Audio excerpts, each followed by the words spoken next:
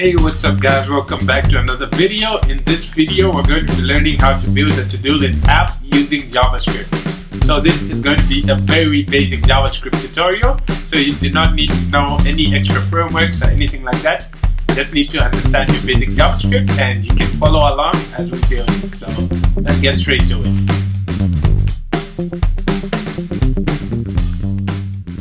When we're done building this app, this is what it will look like. So up top here we'll have our current date. We have an input field where we could add to-do items and an add button. So let's add to our list. We could say workout, and we could also say read a book, and we could add our third item, which is write code. When we've completed an item, we can check it, and we could also delete items by clicking the X at the end. And these items are saved in our local storage, so if we reload, we see they're kept in our storage. But if we want to delete all the items in our storage, we can click this clear button and we'll reset it. To code along with this tutorial, you simply need to open your browser and go to my repository. I'll leave a link in the description. Then you click the repository, and you'll be able to download all the files you need from here. Once you've downloaded them, open them in your Visual Studio Code and we can get started. So I've opened the folder in VS Code. Here we have three files: index.html, which will have our HTML. We have our main.js, which will have our JavaScript code. And we have our style.css, which has all the style we need right here. And I've opened a window on the side so that we can see a live preview of our code as we code it. So let's start first with designing the HTML of the app. So first we'll add our basic HTML code. We can give it a title, we'll call it to-do list. We can just make more space there. And next we'll add all the styles we need for our app. So the first style we'll add is the style we created, which is our style sheet here. So we'll add it to we'll link it to our code by adding a link tag. And then we can add a type of style sheet, and we can add an href, which will be .stylesheet.css. You can save that. And then on top of this, we'll add the other styles we need. So for this app, we'll need two styles. We need Bootstrap, which is a CSS framework, which will help design our app much quicker. And we need Font Awesome, which is a framework which allows us to access some really cool icons which we'll use within our app. So to add that, we simply go back to our browser and we search for Bootstrap. And then we'll click the first link here, and then we'll click Get Started. So when adding Bootstrap to your project, you usually have to link the CSS at the top and the JavaScript at the bottom, but because we'll be writing our own JavaScript, we'll not need this JavaScript that Bootstrap comes with. So we can just click copy here, then we can go back, and in between our title and our style link, we can paste the new link which has our Bootstrap. The second link we'll add is our Font Awesome. So let's go back to our browser here. Open a new tab and do search for Font Awesome, CDN. Then we'll click the first link here, and then we can click this link and we can copy it. When we come back here, right in between our Bootstrap and our CSS file, we can create a new link tag. We can give it a rel of style sheet, and then we can give it an href, and then we can paste the link we just copied. The last file we'll have to link to is our JavaScript file. If we can see here, we have a file called main.js which will contain all our JavaScript code. So back in our HTML, we can go to the body, and at the bottom of the body we can add a script tag, and we'll give it a source of main.js. We close that tag, and when we save that, we would have linked our HTML file to our JavaScript file. So now let's get started on adding the items so that we can see some stuff in our HTML. So to help structure our app properly, we're going to add a couple of divs which will work with our Bootstrap. The first div we're going to add is a container, because we want all our elements to be within a container. Then next, we're going to add a div for our card. Our to-do list will be within a card. Then within this, we'll add another div which will have a card body. Then within this card body, we'll add an h4 tag, and we'll give this a class of card title. Then we can give it an ID of date. Then here we could add a default date we could add. For example, we'll say Sunday, May 17. And let's just change this type to rel. Then when we save that, we can see we have our date showing up within a card that's structured really nicely here. The next thing we'll add right underneath our date here is our input. So to create our input, first we'll add a div tag which will have a class of input group, and it will have another class of mb3. Then within this we can add our input tag, and it will have a type of text, and it will have a class of input form, and it will have a second class of form control. Then we can also give it a placeholder, which will be the text it shows when there's no text within the input, and we'll put within that placeholder, what do you want to do today? And close that. And when we save that, we can see we have our input form. Then you also notice that the end of our input is supposed to have a button. So to add that, we'll add a div right underneath our input, and then this div will have a class of input group append. This allows us to add elements at the end of our input. So the element we want to add is a button. This will have a type of button, and it will have a class of btn and another class of btn primary. This allows our button to be a blue color. Then we can give it a value of, let's say, add. We'll save that, and we can see we have a button at the end of our input. So one more thing I forgot to do was to give our button an ID. So give it an ID of add. This will help us when we're trying to refer back to this button in our JavaScript code. So now we can get out of our input group, and now we can add our items. So to add our to-do list items, first we'll have a div which will have a class of list wrapper. Then within this class, we'll have an unordered list, a UL tag. This UL will have three classes within it. The first class will be dflex, the next class will be flex column, and the next class will be to-do list.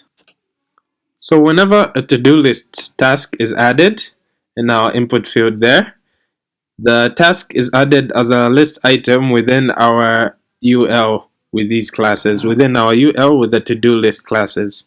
So let us just create a task to demonstrate what it would look like when we're all done. So we'll add a li tag, and then within this li we'll add a div. This div will have a class of form check. And then within the form check we'll have our label. We'll have a label element. This label will have a class of form check label. Then within this label we'll have our input. So this input is a checkbox which will be used to check whenever a to-do list task is completed. So we'll give it a class of checkbox, and we'll give it a type of checkbox. Then we can also give it a job of check. So right after this, you have the name of the task you want to perform in your to-do list. For example, subscribe to Just Code. Underneath our task, we'll add an I tag, which will have a class of input helper. And that's all we need for the class. So right after our div, which has the name of the task and our checkbox, we want a button which we'll be able to click to remove. So in order to add that button, we'll add an icon. So add an I tag, and we'll give it a class of remove. Then we'll have another class called MDI, which you have the icon we need, and then it'll be MDI close circle outline. Once we save that, we can see we have a to-do list task that has been added right underneath our input field. Now our app is beginning to look a lot like the final product. So one last thing we have to do is to add our button right below here that will be able to clear all the items that will be stored within the local storage. So right after our items, we'll have our clear. The first thing we'll add is simply a divider line. We'll just say HR. And then next, we'll add a button. This button will have a class of btn. Then it'll have a class of btn outline primary. This allows us to give an outline button that's blue. Then next will be a btn block. This allows us to have a block button. Then this button will be a type button. Then it will have an ID of clear. Then here we can give it a name. We'll call this clear. Once we save that, now our app looks just like it looks in the final product. We have our checkbox here, which we'll be able to click. So every time we click, this will have a line through within it to show this task has been completed. We'll be able to delete, we'll be able to add tasks, and to clear. So let's get into our JavaScript code now. So first, we'll start by selecting the elements we're going to use in our JavaScript. The first element we select is our date up here. So to select it, we'll create a variable, and we'll call this variable date. And to select this element, we'll use its ID. So we'll say document.getElementById. Then we'll add the ID, which is date. Next, we'll select our input form here. So to select our input form, we'll create another variable. We'll call this input. And to select this one, we'll say document.querySelector. Because we're not using an ID for our input form, we use a query selector. And our input form has a class of input form. Next, to select our add button. So create another variable here. We'll call that add. And then we'll select it using the ID again. We will not use query selector for this button simply because this button is also a button. So if we use something like a class or stuff, they have very similar classes. So if we wanted to select this button and this button, it's usually better to select unique items using getElementById. So say getElementById, and it has an ID of add. Then next, we'll select our unordered list. So to select our unordered list, we'll create a variable. We'll call that list. And we can use a query selector here because there's only one of these classes, and it's a to-do list class. Then lastly, we'll select our clear button at the bottom.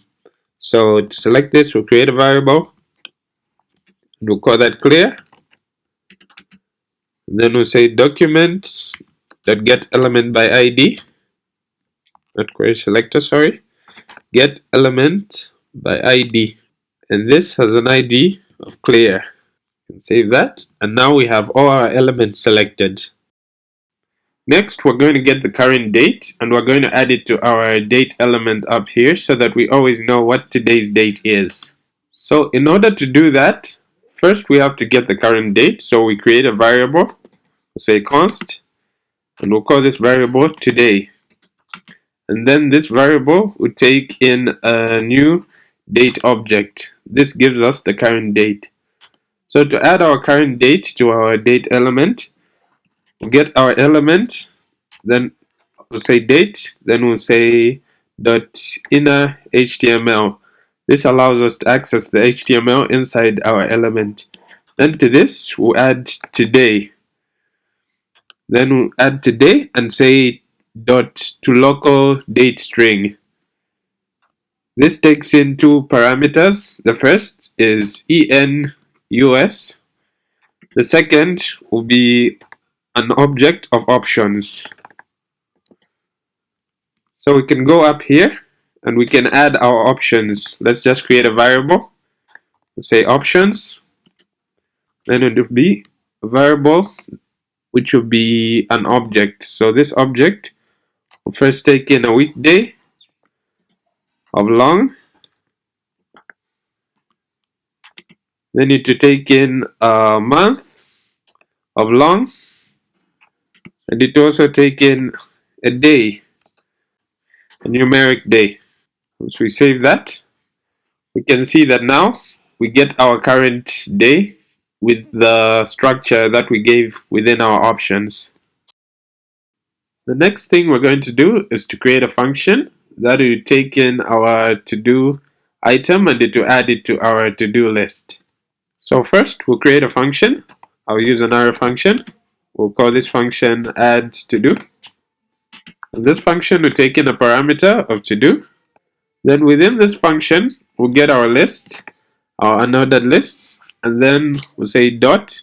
Then we'll say insert adjacent HTML to be able to insert our to-do item into our list. So this insert adjacent HTML takes in two parameters. The first will be a position, which should tell it which position it should add this new HTML. And the second will be the HTML. In this case, it will be our item, our to-do item. So first, let's get our to-do item. We'll create a variable, which we'll call item. And then we add backticks because we want to add HTML code here. We can go to our HTML and we can get our li here. Just copy all that. And then we can paste it here. Let me add some tabs to just make it look a little better. And then here where we had added the string that our to-do item should say it is, we'll just add an escape so that we can add our to-do, so that each to-do item is unique.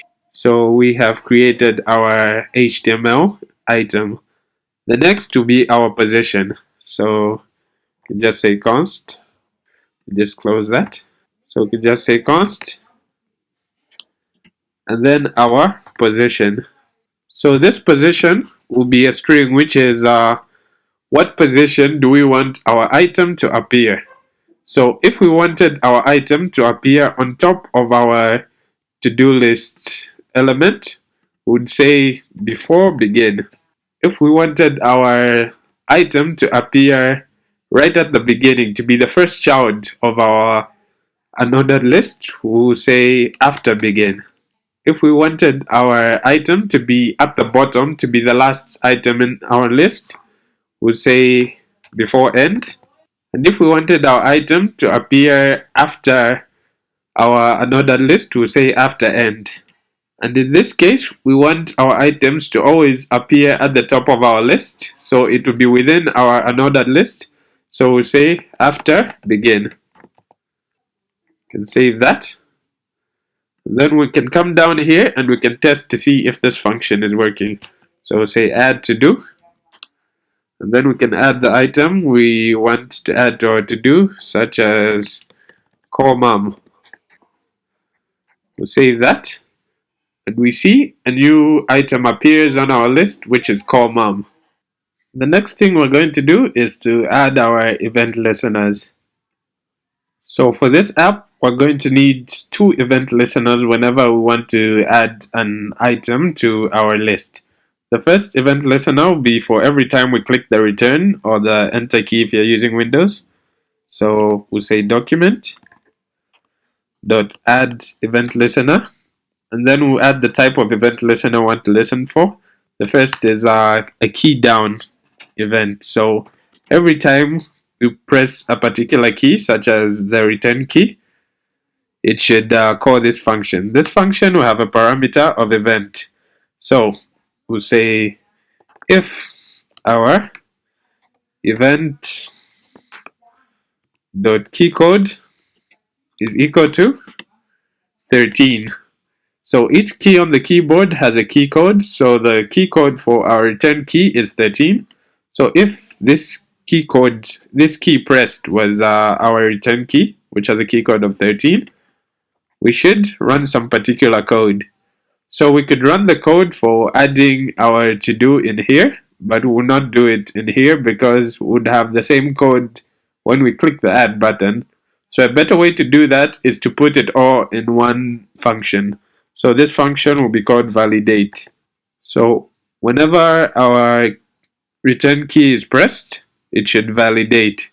So we can add our second event listener, which is our add event listener. So we'll say add, then we'll say add event listener, and this one will be a click. So each time the add button is clicked, it should run a function. This function will not have any parameters, and then we'll also call validate. So now let's come up here and let's create our validate function. We use an arrow function, say const, to call it validate, and do not take in any parameters. So the first thing it's supposed to do is to get the value of our to-do list task. So we'll create a variable, we'll call it to-do, and then this will receive the value of our input. So we say input dot value. So the next thing we'll do is to check if our to-do is empty. So if our to-do is equal to an empty string, it should send us an alert to say enter a value, and then it should return. That means it should stop running this current function. But if our to-do has a value, what it should do is simply to call the add to-do function, and then it should pass our to-do. Can save that, and now we can test our code here to see if we're able to add tasks to our to-do. For example, we'll say task 1, we'll press our return key, and the task is added. The next thing we'll say is task 2. Press our return key, and another task is added. One more thing we can do in our add to do function is to clear the value of our current to do. So after we've added our to do, we could say input dot value, and then we'll set that to an empty string, so that every time we add a to do list item, we empty this string so that we don't have to delete it each time. Can save that. So say task 1. When we press enter, we can see it's cleared. We can say task 2. When we click our add button, it's cleared again. So we can just go back here, and then we can just comment out this item that was added as a demo item. We can save that. Another thing you notice is when you add a task to our to-do list, for example, we'll call it task, and we clicked our checkbox, we notice we do not get the line through to show that our task has been completed. In order to do that, we needed a class here called completed. When we save that, so on default, every task we add will have a line through showing it's been completed. But we do not really want that. We want to know in advance whether our task has been done or not. So we'll add a parameter up here. We'll call this done. And then we'll create a variable. We'll call this line. And then we'll check whether done is true. If done is true, it should give us the class. It should pass in this class we had added here. Just cut it out there and paste it here. And if done is false, it should be empty. So another thing we want to know is that if done is true, on default, we want our checkbox to be checked in advance. So we'll say const, and we'll say check, and we'll check if done is true, add an attribute to our checkbox, which is checked, and it will be with an empty value. And if it's false, it should just be an empty string. Then we can add our line to our li item there. So using a $ and curly braces, we'll add the line. And then we go to our checkbox, and just at the end, we can add the $ and curly braces so that we can add our check. So we can test to see if this is working by calling the add to do function directly. And then this add to do will have our to do task, such as call mom. And then it will have done. So this done is a true or false. So we're checking if we've called mom, we'll say true. And when we save that, we see we have an element of call mom, which already has our checkbox checked and our line through across it. If we change this to false, our call mom is on default without the line through and our checkbox is unchecked. We can now delete this. We can update our validate function where we code add to do with the default value of false, because every time we add a new value, it will on default not be done. Next, we'll create a new function. So we'll create a function which we'll call complete to do. We'll say const, we'll call it complete to do. And it will take in a parameter of element. So this function will be called whenever somebody clicks our checkbox. So the element it receives here is our checkbox. So we'll specify our element. Then we'll say what happens whenever our checkbox is clicked. It should add this class up here to our li, which is a completed class. So say element.parent node. Element.parent node moves up from our input element up to our label element, but want to get all the way up to our li element. So we'll say .parent node. So we would have moved up 3 layers. Then we'll say .class list. And every time we click the checkbox, it should show completed. And every time we click it again, it should remove completed. So we want it to toggle this class. So say .toggle. And the class we want to toggle is completed. We can save that. We can add another function which will remove our to do. So say const. And we'll call this function remove to do. So this will take in an element also. And the element it takes in is our remove icon here, our I remove icon.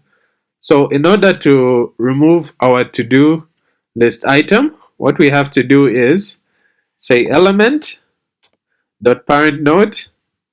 So this goes up to our li, and then we say dot parent node again, and this goes up to our list. So once it's gotten there, we'll say dot remove child. And want to remove an element within this, so we'll say element dot parent node. This removes our li. If you see here, element dot parent node is our li. Element dot parent node is our noded list. So whenever we want to remove an element, this is how we'll set it up. You can save that too. The next thing we're going to do is to add an event listener. So this event listener will be able to tell us whether we've clicked the checkbox and we should complete a to-do, or we've clicked the remove icon so that we should remove a to-do. So let's go up here and we'll get our list and we'll say dot add event listener. This will be an event of type click. So every time it's clicked, then it will have a function which will have a parameter of event. So first we have to know which element was clicked. So create a variable, we'll call it element.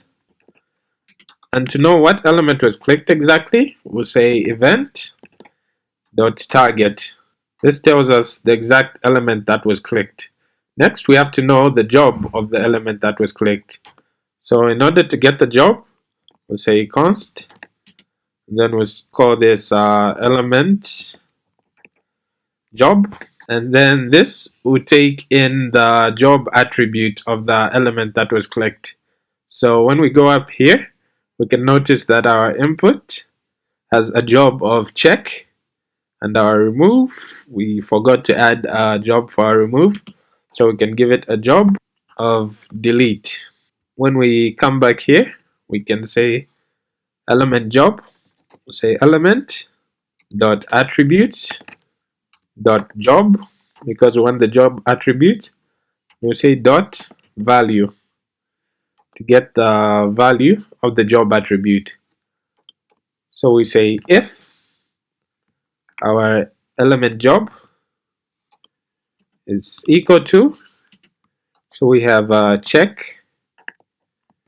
If our element job is equal to check, it should call our complete to do function, and then it should pass in our element. Else if our element job is equal to delete, it should call our remove to do function, and it should pass in our element. We can save and test that. So once we come back here, we can add a task. We could also add a task 2 and the task 3. So when we click our checkbox here, we see we get a line through to show that this task has been completed. If we click that one, it's completed. We click it again, our line through is removed. We can delete a task by clicking the X here, and our task is deleted. So you can see our app is almost complete. But one last thing we need to do is to save our tasks into our local storage, because if we click reload here, our list is cleared. In order to save our to-do list items into our local storage, what we have to do is first to get all our to-do list items and save them into an array. Then we'll get that array and save it into our local storage. So let's come up here and we'll add 2 items. The first will be an array. We'll call this array list. And to start with, this list will be empty. This list will contain all our to-do items. It will contain a list of objects of our to-do items. So the next thing we'll do is create another variable. We'll call this ID and we'll set it to 0. This ID will be our unique identifier for each to-do list task that we have to do. So first we'll just set it to a default of 0. So every time you add a new to-do item, you have to add it to your list also. So if we come up here, right on top of our method call here, we can add it to our list. So we'll say list dot push, and then within here we can push in an object. This object will have a name, and the name will be to do. This object will also have an ID. The ID will be whatever our ID is, and this object will also have a done property. So is this task done or not? We should be able to know. So in default, we'll set this to false. So every time we create this, this is pushed into our array also. So when we come here to our add to do function, we have to add a new property. Let's just add it on our call here also. Add a new property of ID. So in add to do, we should have a property of ID. So every time this is called, we should have what is its current ID. So the ID will be added to our checkbox here. Create an attribute called ID. And then in here, we can give it our value of ID. And also on our delete, we'll create this property again. We'll say ID. And then we'll also give it a value of ID. So now we know exactly which item has been added to our list. Next, whenever we click the complete to do, we notice that we toggle the class for completed, whether it should be there or it should not be there. So what we're going to do also is to toggle the attribute within our list. So we'll say list, then we'll say element dot ID. we'll get the ID property of that particular element. Then we'll say dot done, because we want to know whether it's done or not. So if a particular task is done, so we say list, and we'll say element dot id dot done. So we'll say if this is done, if its property of done is true, we should change it to false. And if this is false, we should change it to true. So this is some very simple code here. Just take a bit of time to understand how this works if you don't get it yet. What it literally says is whatever value is stored within the done, this particular item, should be changed either to false if it's false or to true if it's false. I hope you guys get it. So on remove to do, we'll get our list, and then we have to remove this particular item. So we don't want it anymore in our array because it's not in our to-do list task anymore. So the method we'll use for this is called splice. So we'll say splice, then inside we'll add our element, the element we want to splice out, dot id, so that we know what is its id. Splice also takes in a second parameter of how many items it should delete, and we just want to delete one item. Then when we come up here, one thing I forgot to add is every time you add a new to-do item, you should increment the value of ID so that you have a new ID. If your ID was 0, it should change to 1. You can save that. And if we have to add a task in here, we say task 1. We can say task 2. Task 2. And then when we open our console, just say inspect our console. Then if we are to type in list, you can see we have an array of objects in here that contains our to-do tasks. You see, we have the first object, which is task 1, the second, which is task 2. Now to save our tasks to our local storage, you can come back here and we look for wherever we change our array, such as when we add a new item to our array, we want our entire array to be saved to our local storage. So to do that, we'll say local storage dot set item, and then set item will take in 2 parameters. The first is the name of the item we want to save to our to-do. The second will be the item we want to add. And in this case, it takes in a value of string, so we have to say json.stringify, and then we can add the value of the item we want to add, which is our array, which is a list. So we can copy this line of code here, and we can paste it down here on our event listener, where we change our array, where we either remove or we complete to do. Right after this if statement, we can paste it again, and then we can save that, and now we have our entire list added to our to-do. So now let's talk about what we do when we want to get back a value from our local storage. Let's come up here, right underneath our add function. We can create a new variable. We'll call this data. So this data will receive a value from our local storage. So say local storage dot get item, and then we'll get the ID of our item, which is to do in this case, and then we'll add an if statement which says if our data contains something, it should be added to our list.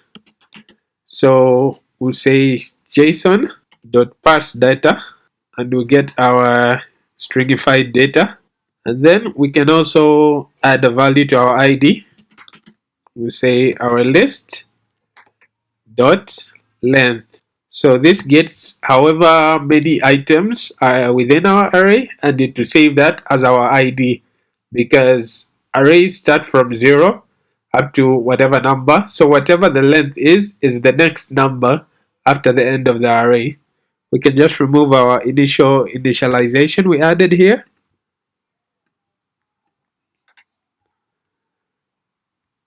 Then let's go back to our if statement.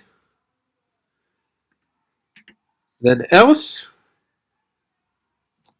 if there is no data within our local storage, our list should be an empty array, like we had said before, and our ID should be set to 0. So we can save all this. The next thing we have to do is to load the data. If we have data here that we've found and we've added it to our array, and then we've added our ID also, we should be able to load the data. So we'll call a function called load data. Here, we'll create this function right above here. Say const load data. From this function, we're not taking any parameters. So what this function does is simply loop over our list. So use our for loop. So we'll say for item of our list. For item of list. So for each item, it should add a to-do. So every time a new item is created, it should add a to-do. So first, it will be item dot, what is our to-do? Item dot name. The next thing is whether it's done or not. So we'll say item dot done. The next will be our ID. So we'll say item dot ID. And when we save that, we can come here and we can add new tasks. So we'll say task 1. We can say task 2. And we can say task 3. When we reload our page, we notice we still have our tasks here. If we had a task that was checked and we reload, it's still checked even after we reload. We can delete a task and reload it. We still find it deleted afterward. And the last thing we'll add to our app is an event listener for this clear button to be able to clear out all our tasks at once. So let's go to our event listeners. And here we'll call clear. Then we'll say dot add event listener. This will be a click event listener. And it will have a function.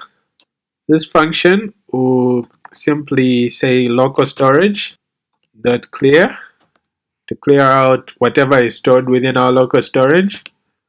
And then we'll also have a second method which will reload the page after we've cleared it. So we'll say location dot reload. We'll save that. And now we have a complete task. We can reload to see here.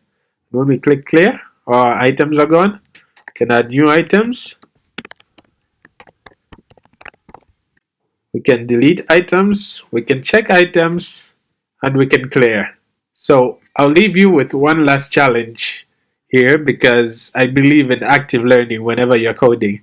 So one more thing you can do is to change this section of our app, our clear button and our HR line here, to only show up whenever we have items within our to-do list. They shouldn't show up whenever our items are not in our to-do list.